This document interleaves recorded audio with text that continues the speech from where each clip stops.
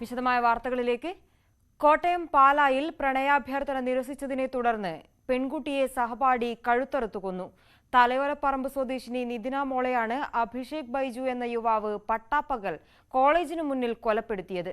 പരീക്ഷ എഴുതി മടങ്ങാനൊരുങ്ങുമ്പോഴാണ് Pala saint Thomas കോളേജിൽ വെച്ച് ദാരുണമായ കൊലപാതകം നടന്നത്. പ്രണയപ്പകയിലുള്ള കൊലകൾ അവസാനിക്കുന്നില്ല. ഇന്ന് കുരുതിക്കളമായി മാറിയത് പാലാ സെന്റ് തോമസ് കോളേജ് അങ്കണം.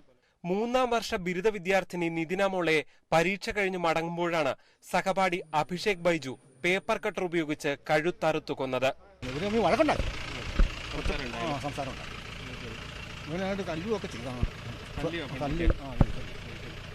കഴുത്തിന് പിടിച്ച് കുത്തി താഴെ എത്തിയപ്പോഴാണ് ഞാൻ ഓടി വരുന്നത്. ഓടി വന്നു കഴിയുമ്പോൾ ഇവിടെ കണ്ട് 2-3 പിള്ളേർ ഉണ്ടായിരുന്നു. ആ പിള്ളേർ അവിടെ പോകണമെന്ന് തോന്നുന്നു. അവർ ഓടി ചേട്ടാ ഓടി രക്ഷപ്പെടുത്താം, ആ കൊച്ചിൻ്റെ കഴുത്താവും വെട്ടിയെന്ന് പറഞ്ഞു. നമുക്ക് ചോര ചീറ്റിലാണ്. ഇവിടെ ഇവരെ കുറിച്ച് യാതൊരു കംപ്ലൈന്റും ഇല്ല. അതല്ല, ഇവർ വന്ന ശേഷം ഇവർ എങ്ങനെ ശാന്തപ്രകൃതക്കാരാണോ? അത്തരം വിവരങ്ങൾ നേരത്തെ പഠിച്ച സമയത്ത് അങ്ങനെ വേറെ പ്രത്യേകിച്ച് ഒന്നും നോട്ട് ചെയ്തിട്ടില്ല. കമ്പനിയാണ് എല്ലാവരും കോളേജിൽ. പക്ഷെ ഇങ്ങനെ ഒരു പ്രശ്നം ഇപ്പോഴാണ് അറിയുന്നത്. ശരിക്കും വഴക്കുണ്ടാവുന്നതോ അങ്ങനെ ഇല്ല അങ്ങനെയൊന്നും ഇതുവരെ കോളേജിൽ വെച്ച് ഉണ്ടായിട്ടില്ല. നേരത്തെ പ്രണയത്തിലായിരുന്നു ഇരുവരും. പ്രണയം നിരസിച്ചതോടെ പെൺകുട്ടിയെ ആസൂത്രണം ചെയ്ത് കൊലപ്പെടുത്തുകയായിരുന്നു പ്രതി. നേരത്തെ ഇവരിങ്ങനെ വീട്ടിൽ ബന്ധപ്പെടുകയും വിളിക്കുകയൊക്കെ ചെയ്തിട്ടുണ്ടായിരുന്നു. പക്ഷേ അന്നേരം വിവാഹാഭ്യർത്ഥനയൊക്കെ നടത്തിയിരുന്നു. അതിൽ അവർക്ക് 2 കൂട്ടർക്കും ഇഷ്ടമല്ലായിരുന്നു. ആദ്യം ഇഷ്ടമാണെന്ന് പറഞ്ഞു, പിന്നീട് ഇഷ്ടമല്ല എന്ന് പറഞ്ഞിരുന്നു. അതിന് ശേഷം വീണ്ടും ഇങ്ങനെ പുറകെ അവൻ വൈരാഗ്യപൂർവ്വം കൂടുന്ന ഒരു സ്ഥിതിയാണ് അമ്മ ഇപ്പോൾ പറഞ്ഞത്. കൊല നടത്തിയ ശേഷവും അഭിഷേക് സ്ഥലത്ത് തന്നെ തുടർന്നു. പോലീസ് എത്തിയാണ് ഇയാളെ അറസ്റ്റ് ചെയ്ത് മാറ്റിയത്. ഓടി ഇവിടെ വരുമ്പം ഇവിടെ കോളേജിൽ നിന്ന് മറ്റുള്ളവരും കുറേ കുട്ടികളും എല്ലാം ഓടി വന്നു. ഈ നിലത്ത് വീണ് കിടക്കുന്ന ഈ കുട്ടിയെ ഇവിടെ ഉണ്ടായിരുന്ന കുട്ടികളും ഇവിടുന്ന് വന്ന വാഹനത്തിൽ കയറ്റി മേരിയൻ സെൻ്ററിലോട്ട് കയറ്റി വിട്ടു. അപ്പം ആക്രമിച്ച യുവാവ് തൊട്ടടുത്ത സിമൻറ്റ് സ്ലാബിൽ അവൻ അവിടെ വിശ്രമിക്കുന്നത് പോലെ അവിടെ ഇരിക്കുകയായിരുന്നു. തൊട്ട് പുറകെ തന്നെ എനിക്ക് തോന്നുന്നു ഇവിടെ പെട്രോളിങ്ങിലുണ്ടായിരുന്ന പോലീസ് വാഹനം എത്തി. ആ പോലീസ് വാഹനത്തിൽ അവൻ ഒരു മടിയും കൂടാതെ അവനും കയറി അവരെ പോലീസ് കസ്റ്റഡിയിലെടുത്ത് കൊണ്ടുപോവുകയാണ് ചെയ്തത്. ഇരുവരുടെയും പ്രണയത്തെ എതിർത്തിരുന്നതായി പിതാവ് ബൈജു ന്യൂസ് 18നോട് പറഞ്ഞു. അഭിഷേക് വീട്ടിൽ മറ്റു പ്രശ്നങ്ങൾ ഉണ്ടാക്കിയിരുന്നില്ല എന്നും ബൈജു പറയുന്നു. അതിങ്ങനെ ചെറിയൊരു സൂചന ഉണ്ടായിരുന്നു. അങ്ങനെ വേറെ ഇപ്പം നമുക്ക് പറ്റിയതല്ലാന്ന് നമ്മൾ വീട്ടിൽ പറഞ്ഞായിരുന്നു നേരത്തെ. അപ്പോൾ അത് ഒഴിവായി നോർത്താണ് നമ്മൾ ഇരുന്നേ വീട്ടിലെ. അപ്പോൾ ഇതുമായിട്ട് നമുക്ക് വേറെ വലിയ ബന്ധമൊന്നുമില്ല, ഒന്നും വീട്ടിൽ പറയാറുമില്ല. ആള് വേറെ കുഴപ്പമുള്ള ആളുമല്ല. നിതിനയുടെ ഇൻക്വസ്റ്റ് നടപടികൾ പൂർത്തിയാക്കി. നാളെ രാവിലെ കോട്ടയം മെഡിക്കൽ കോളേജിലാണ് പോസ്റ്റ്മോർട്ടം പരിശോധന. നാളെ തന്നെ തലയോലപ്പറമ്പിൽ സംസ്കാര ചടങ്ങുകൾ നടക്കും. പ്രണയത്തിന്റെ പേരിലുണ്ടാകുന്ന അറുംകൊലകൾ, ഓരോ സംഭവവും നമ്മൾ വേദനയോടെ സ്വീകരിച്ചുകൊണ്ടിരിക്കുകയാണ്. ഇതിനെ എങ്ങനെ മറികടക്കാമെന്ന് കേരളം ഗൗരവപൂർവ്വം ആലോചിച്ചേ മതിയാകൂ. ക്യാമറമാൻ ഇമ്മാനുവൽ തോമസിനൊപ്പം ജി ശ്രീജിത്ത്, ന്യൂസ് 18 പാല. കണ്ണൂർ പടിയൂരിൽ പ്ലാസ്റ്റിക് സംസ്കരണ കേന്ദ്രത്തിൽ തീപിടുത്തം. വൈകിട്ട് 5 മണിയോട് കൂടിയാണ് തീപിടുത്തമുണ്ടായത്. ഫയർഫോഴ്സും നാട്ടുകാരും ചേർന്ന് തീ സമീപ കെട്ടിടങ്ങളിലേക്ക് പടരുന്നത് തടഞ്ഞു. അപകട കാരണം അന്വേഷിക്കുകയാണ്. തൊഴിലാളികൾ ആരും സംഭവ സമയത്ത് സ്ഥലത്തില്ലാതിരുന്നതിനാൽ വലിയ അപകടം ഒഴിവായി.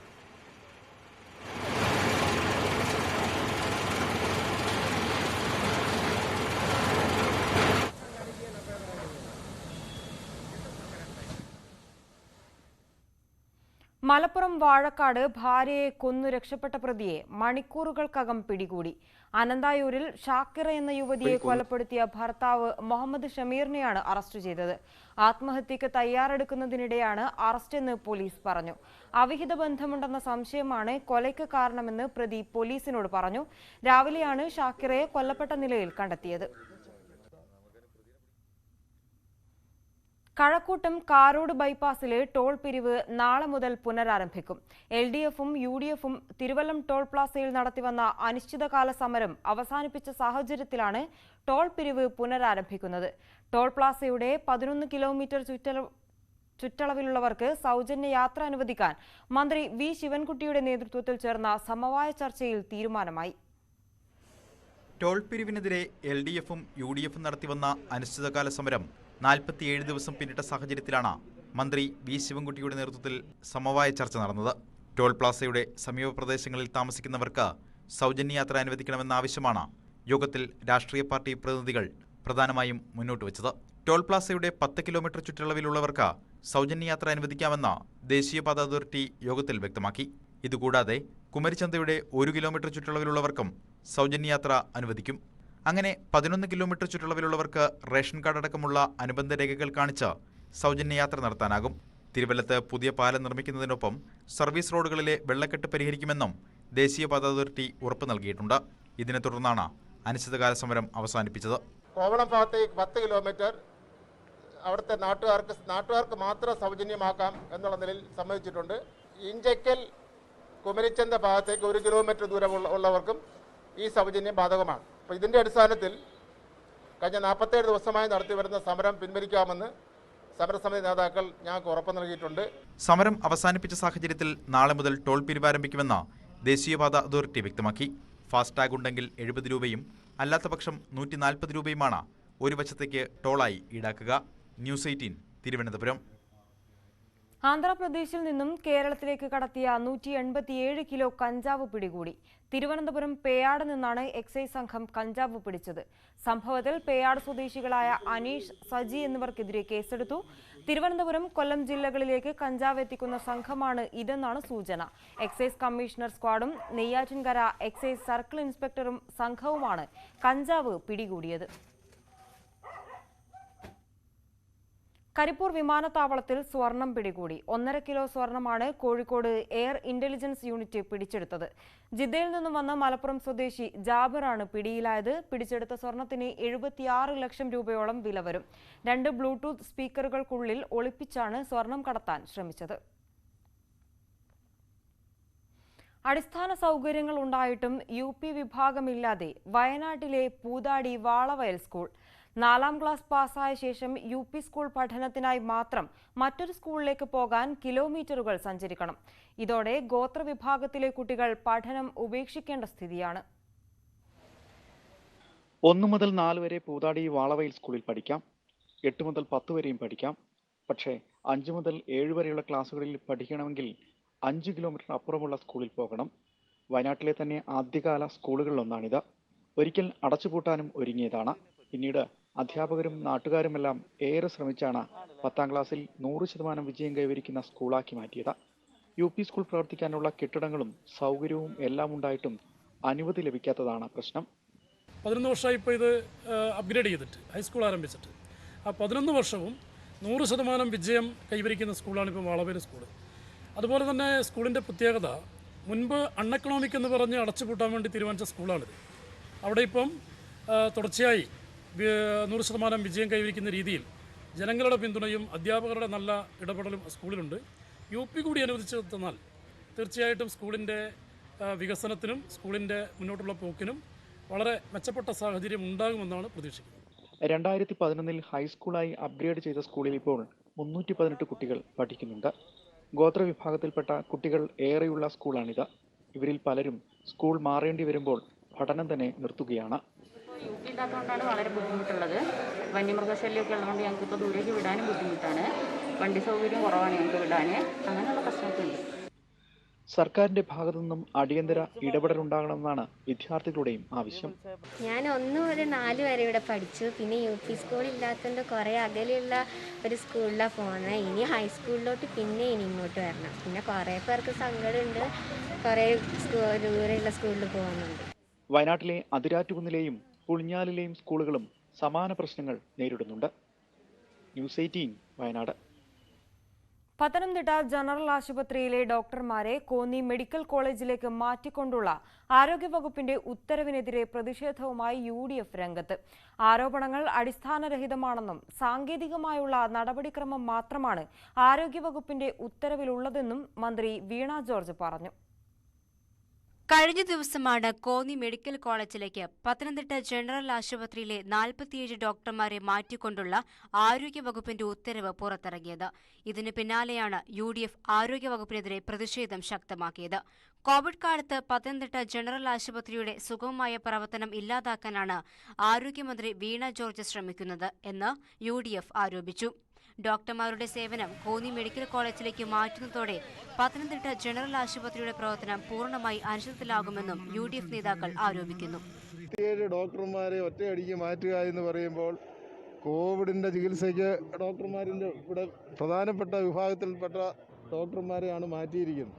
അത് താൽക്കാലികമാണെന്ന് പറയുന്നതിനകത്ത് യാതൊരു അർത്ഥവുമില്ല. എന്നാൽ ആരോപണങ്ങൾ അടിസ്ഥാനരഹിതമാണെന്നും കോന്നി മെഡിക്കൽ കോളേജിന്റെ പ്രവർത്തനങ്ങൾക്കായുള്ള സാങ്കേതിക നടപടിക്രമം മാത്രമാണ് ഉത്തരവിലുള്ളത് എന്നും മന്ത്രി വീണ ജോർജ് വ്യക്തമാക്കി. പത്തനംതിട്ട ജനറൽ ആശുപത്രിയിലുള്ള ഒരു ഡോക്ടറാകട്ടെ അല്ലെങ്കിൽ വേറെ ഏതെങ്കിലും തസ്തികയിലുള്ള ആരുമാകട്ടെ കോന്നി മെഡിക്കൽ കോളേജിലേക്ക് പോകേണ്ടതില്ല. ഇതാണ് ഇതിന്റെ വാസ്തവം. പക്ഷെ വാർത്തകൾ പ്രചരിക്കുന്നത് ഇനി മൂന്ന് ഡോക്ടേഴ്സ് മാത്രമേ ഉണ്ടാവുള്ളൂ, ഇവിടെ കാഷ്വാലിറ്റി ഉണ്ടാവില്ല എന്നതൊക്കെ, അത് അങ്ങനെയുള്ള തെറ്റിദ്ധരിപ്പിക്കുന്ന വാർത്തകൾ പ്രചരിപ്പിക്കരുത് എന്നുള്ളതാണ് എനിക്ക് പ്രത്യേകമായിട്ട് അഭ്യർത്ഥിക്കാനുള്ളത്. കോന്നി മെഡിക്കൽ കോളേജിന്റെ അടിസ്ഥാന സൗകര്യങ്ങൾ കൂടുതൽ മെച്ചപ്പെട്ട സാഹചര്യത്തിൽ അനാവശ്യ വിവാദങ്ങൾ സൃഷ്ടിച്ച് ആരോഗ്യ മേഖലയെ തകർക്കുന്ന UDF പ്രതിഷേധങ്ങൾ അവസാനിപ്പിക്കണമെന്നും മന്ത്രി വീണ ജോർജ് പറഞ്ഞു. ന്യൂസ് 18 പത്തനംതിട്ട. ഉദ്ഘാടനം കഴിഞ്ഞിട്ടും കാസർഗോഡ് കാഞ്ഞങ്ങാട്ടെ അമ്മയും കുഞ്ഞും ആശുപത്രി അടഞ്ഞു തന്നെ. 9.5 കോടി ചെലവിൽ നിർമ്മിച്ച കെട്ടിടം കഴിഞ്ഞ ഫെബ്രുവരിയിലാണ് ഉദ്ഘാടനം ചെയ്തത്. PK ശ്രീമതി ആരോഗ്യവകുപ്പ് മന്ത്രിയായിരുന്ന കാലത്താണ് ആശുപത്രി അനുവദിച്ചത്. പുതിയ കോട്ടയിലെ പഴയ ജില്ലാ ആശുപത്രിയുടെ സ്ഥലമാണ് ഇതിനായി കണ്ടെത്തിയത്. എന്നാൽ പിന്നീട് അധികാരത്തിലെത്തിയ UDF സർക്കാർ തുടർ പ്രവർത്തനങ്ങളിൽ താൽപ്പര്യമെടുത്തില്ല. പിണറായി സർക്കാർ വീണ്ടും അധികാരത്തിലേറിയതോടെ അമ്മയും കുഞ്ഞും ആശുപത്രിക്ക് പ്രത്യേക പരിഗണന നൽകി തുടർ പ്രവർത്തനങ്ങൾ വേഗത്തിലാക്കി. തുടർന്ന് കഴിഞ്ഞ ഫെബ്രുവരിയിലാണ് 9.5 കോടി രൂപ ചെലവിട്ട് നിർമ്മിച്ച കെട്ടിടം ഉദ്ഘാടനം ചെയ്തത്. എന്നാൽ അടിസ്ഥാന സൗകര്യങ്ങളൊരുക്കാതെയാണ് ആശുപത്രി ഉദ്ഘാടനം ചെയ്തതെന്ന ആക്ഷേപം ശക്തമാണ്. കഴിഞ്ഞ LDF സർക്കാരിൻ്റെ അവസാന കാലഘട്ടത്തിൽ അതൊരു പേരിന് മാത്രം ഉദ്ഘാടനം ചെയ്തു പോവുകയും പിന്നീട് അതിൻ്റെ ഒരു പണിയോ ഒരു വയറിംഗ് സംവിധാനങ്ങളോ അതോടൊപ്പം തന്നെ അവിടെ ഡോക്ടർമാരെ നിയമിക്കാനോ മറ്റ് ആരോഗ്യ പ്രവർത്തകരെ നിയമിക്കാനോ ഇന്നും ആരും തയ്യാറായിട്ടില്ല. 100 കിടക്കകളുള്ളതാണ് ആശുപത്രി. 5 കോടി രൂപയുടെ ഉപകരണങ്ങളാണ് ഇതിലേക്ക് NHM വാങ്ങുന്നത്. 35 തസ്തിക അനുവദിക്കുന്ന കാര്യത്തിൽ ഫയൽ ധനകാര്യ വകുപ്പിന്റെ പരിഗണനയിലുമാണ്. ന്യൂസ് 18 കാസർഗോഡ്. കോഴിക്കോട് പോലൂരിലെ വീടിനുള്ളിൽ നിന്നും അസാധാരണ ശബ്ദം കേൾക്കാൻ കാരണം ഭൂമിക്കടിയിലെ മർദ്ദവ്യത്യാസമാകാമെന്ന് പ്രാഥമിക നിഗമനം. മേഖലയിൽ സന്ദർശനം നടത്തിയ വിദഗ്ധ സംഘത്തിന്റേതാണ് കണ്ടെത്തൽ. ഭയപ്പെടേണ്ട സാഹചര്യം നിലവിലില്ലെന്നും സംഘത്തലവൻ ഡോക്ടർ G. ശങ്കർ ന്യൂസ് 18നോട് പറഞ്ഞു. കോഴിക്കോട് പോലൂരിലെ വീട്ടിൽ നിന്നും കഴിഞ്ഞ ഏതാനും ദിവസങ്ങളായാണ് അസ്വാഭാവിക മുഴക്കം കേട്ടു തുടങ്ങിയത്. മുഴക്കം മാത്രമല്ല, പാത്രത്തിൽ വെള്ളം വച്ചാൽ അത് തുളുമ്പിയും പോയിരുന്നു. വീട്ടുകാർ ഭീതിയിലായതോടെയാണ് ഇതിനെക്കുറിച്ച് പഠിക്കാൻ കേന്ദ്ര ഭൗമശാസ്ത്ര പഠന കേന്ദ്രത്തിലെ വിദഗ്ധർ സ്ഥലത്തെത്തിയത്. Doctor G. ശങ്കറിന്റെ നേതൃത്വത്തിലുള്ള സംഘത്തിൽ ദുരന്ത നിവാരണ അതോറിറ്റി ഉദ്യോഗസ്ഥരും ഉണ്ടായിരുന്നു. വീടും സമീപ പ്രദേശങ്ങളും പരിശോധിച്ച സംഘം പേടിക്കേണ്ട സാഹചര്യമില്ലെന്നും അറിയിച്ചു. ഞങ്ങളൊരു ജിയോഫിസിക്കൽ സർവേ അവിടെ ചെയ്യാനായിട്ട് റെക്കമെൻഡ് ചെയ്തിട്ടുണ്ട്. അത് സെസ്സോ ഗ്രൗണ്ട് വാട്ടറോ മുതലായ സ്ഥാപനങ്ങൾ വേണം അത് ചെയ്യാനായിട്ട്. അത് ഗവൺമെൻറ് വഴി അവരുമായിട്ട് കോണ്ടാക്ട് ചെയ്യുന്നുണ്ട്. അത് ചെയ്ത് കഴിയുമ്പോൾ നമുക്കൊരു വളരെ ക്ലിയർ ആയിട്ടുള്ളൊരു പിക്ചർ കിട്ടും. ഭൂമിക്കടിയിൽ എന്തൊക്കെയാണ് ഉള്ളത് ഒരു ജിയോഫിസിക്കൽ സർവേ ചെയ്ത് കഴിഞ്ഞാൽ നമുക്കത് മനസ്സിലാകും. വരും ദിവസങ്ങളിൽ കൂടുതൽ പരിശോധനകൾ ഉണ്ടാവും. മന്ത്രി AK ശശീന്ദ്രന്റെ ആവശ്യപ്രകാരമാണ് സംഘമെത്തിയത്. 2 ദിവസത്തിനകം പഠന റിപ്പോർട്ട് ദുരന്ത നിവാരണ അതോറിറ്റിക്ക് കൈമാറും.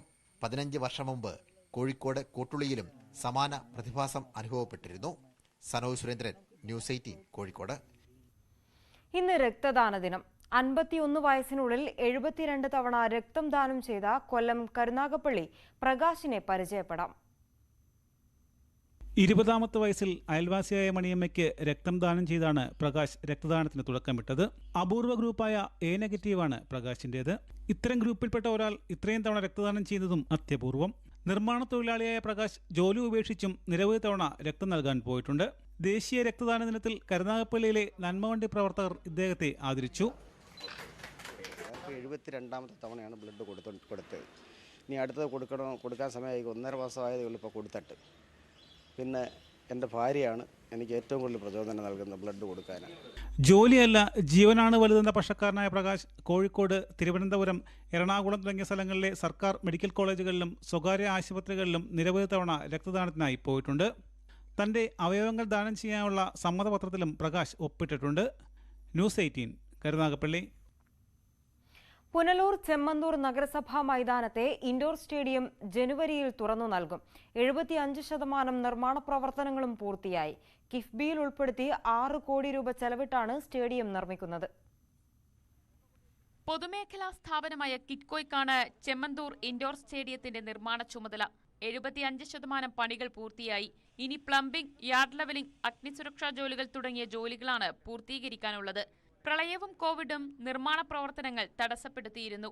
പണികൾ പൂർത്തീകരിച്ച് ജനുവരി മാസത്തിൽ തുറന്നു നൽകാനാണ് ഇപ്പോഴത്തെ തീരുമാനം. MLA PS സുബാൽ നിർമ്മാണ പ്രവർത്തനങ്ങൾ വിലയിരുത്തി.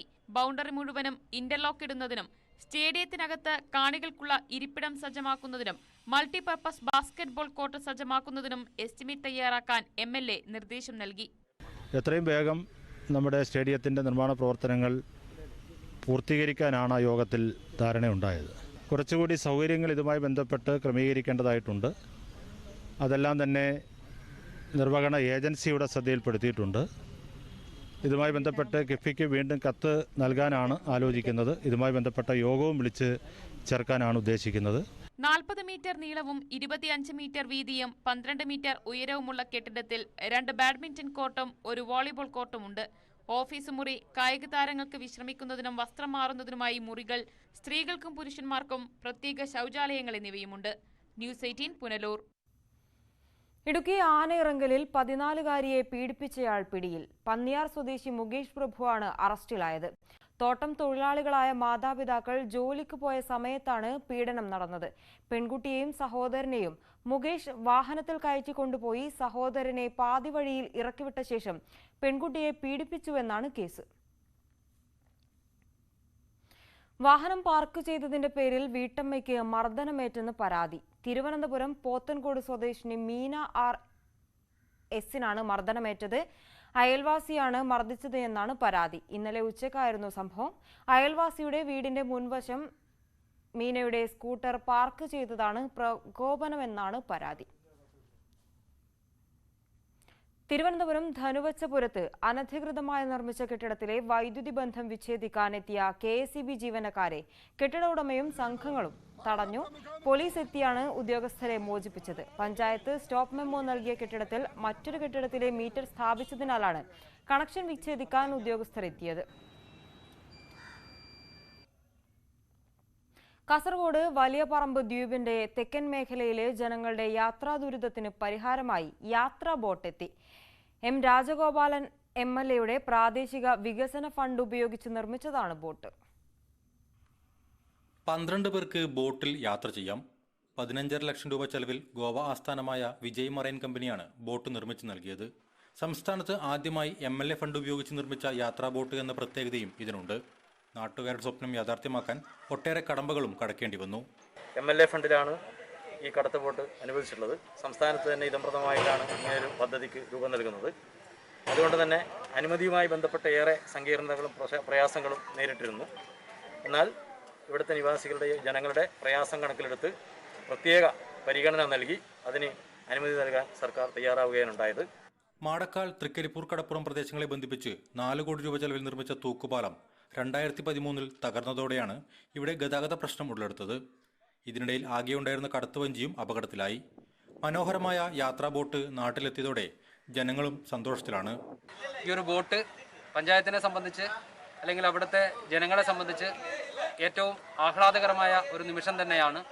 Maritime board chief surveyor, port officer, port ഡയറക്ടറേറ്റിലെ ഉദ്യോഗസ്ഥർ എന്നിവരുടെ സാന്നിധ്യത്തിൽ പരീക്ഷണ ഓട്ടം നടത്തി സുരക്ഷിതത്വം ഉറപ്പുവരുത്തിയതിനു ശേഷം ബോട്ട് വലിയപറമ്പ ഗ്രാമപഞ്ചായത്തിന് കൈമാറും. ന്യൂസ് 18 വലിയപറമ്പ. വർണ്ണചിത്രങ്ങൾ വരച്ച് മുഖച്ഛായ മാറ്റി തിരൂർ പോലീസ് സ്റ്റേഷൻ. പോലീസ് സ്റ്റേഷനിലെ കുട്ടി സൗഹൃദ ഇടം മുഖ്യമന്ത്രി പിണറായി വിജയൻ ഓൺലൈനിലൂടെ ഉദ്ഘാടനം ചെയ്തു.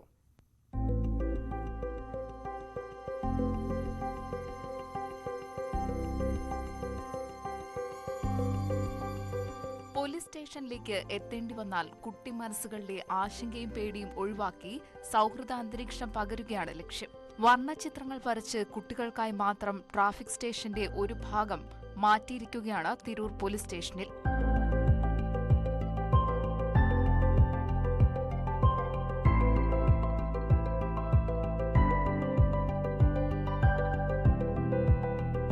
കുട്ടികളും സ്കൂളുമായി ബന്ധപ്പെട്ട പ്രശ്നങ്ങൾക്ക് വേഗത്തിൽ പരിഹാരം കാണാനും കൂടിയാണ് പദ്ധതി. മുഖ്യമന്ത്രി പിണറായി വിജയൻ ഓൺലൈനായിട്ടാണ് ഉദ്ഘാടനം ചെയ്തത്. മറ്റ് സ്റ്റേഷനുകളിലും മാതൃകയാക്കാവുന്ന തരത്തിലാണ് തിരൂർ പോലീസ് സ്റ്റേഷൻ കുട്ടികൾക്കായി സൗഹൃദ ഇടം തയ്യാറാക്കിയിരിക്കുന്നത്. ന്യൂസ് 18 തിരൂർ. മലപ്പുറം മമ്പാട് കരിന്താർ തുമ്പത്ത് ഫിറോസ് ഖാന്റെ വീട്ടിലെത്തിയാൽ ചരിത്ര പുരുഷന്മാരുടേത് ഉൾപ്പെടെയുള്ളവരുടെ പെയിന്റിംഗ് കാണാം. അക്രിലിക്, പെൻസിൽ, വാട്ടർ കളർ എന്നിവ ഉപയോഗിച്ചാണ് ഫിറോസ് ഖാൻ പെയിന്റിംഗിൽ വിസ്മയം തീർക്കുന്നത്.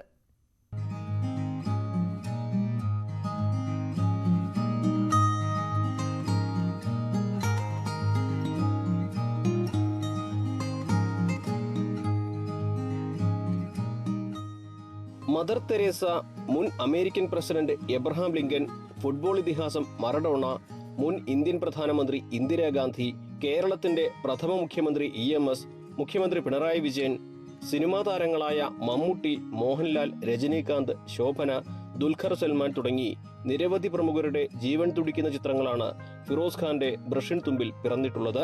കഴിഞ്ഞ 31 വർഷമായി ഫിറോസ് ഖാൻ പെയിന്റിംഗ് രംഗത്ത് സജീവമാണ്. Oil paint, acrylic, pencil, water colour എന്നിവ ഉപയോഗിച്ചാണ് പെയിന്റിംഗ് കൂടുതലും. അധികവും മഹാന്മാരുടെയും പ്രകൃതിയുടെയും തനിമ നിലനിർത്തുന്ന ചിത്രങ്ങളാണ് വരച്ചിട്ടുള്ളത്.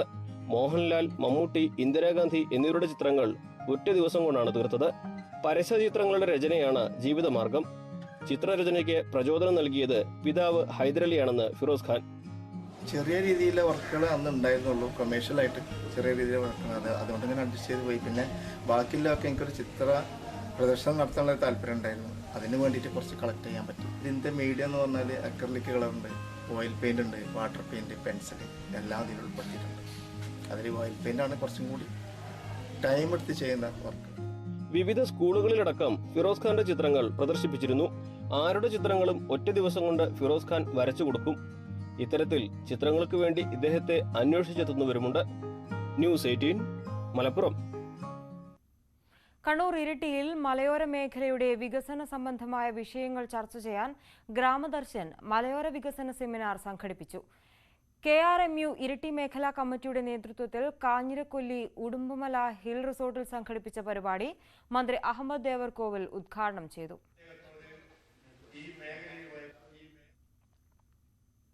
പശ്ചിമഘട്ടത്തെ മാലിന്യ വിമുക്തമാക്കാൻ പാഴ്വസ്തുക്കളിൽ നിന്നും കളിപ്പാട്ടങ്ങൾ നിർമ്മിച്ച് ഭൂമി വിമൻ കളക്ടീവ്സ്. മൂന്നാർ പഞ്ചായത്തും ഹരിത കേരള മിഷനും കുടുംബശ്രീയുമായി സഹകരിച്ചാണ് പഴയ തുണികളിൽ നിന്നും കുട്ടികൾക്കാവശ്യമായ കളിപ്പാട്ടങ്ങൾ നിർമ്മിക്കുന്നത്. മാലിന്യമില്ലാതാക്കി ഭൂമിയെ സംരക്ഷിക്കുകയാണ് ലക്ഷ്യം. ഇതിനായി മൂന്നാറിലെ വിവിധ തയ്യൽ കടകളിൽ നിന്നുള്ള തുണികൾ ശേഖരിക്കും. ഇതുപയോഗിച്ച് ചെറുതും വലുതുമായ കളിപ്പാട്ടങ്ങൾ നിർമ്മിക്കും. അത്തരം കളിപ്പാട്ടങ്ങൾ വിപണിയിൽ വിറ്റഴിക്കാൻ ആവശ്യമായ സഹായം ചെയ്യും. മൂന്നാർ പഞ്ചായത്തും ഹരിത കേരള മിഷനും കുടുംബശ്രീയുമായി സഹകരിച്ചാണ് പദ്ധതി നടപ്പിലാക്കുന്നത്.